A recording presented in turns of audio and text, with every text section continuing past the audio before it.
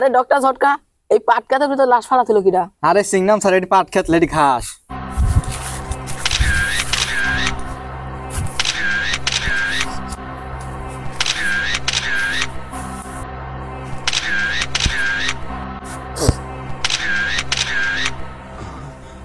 Doctor ঝটকা, দেখো তো এটা কি? এটি তো মানে আসলেই ড্রাগস।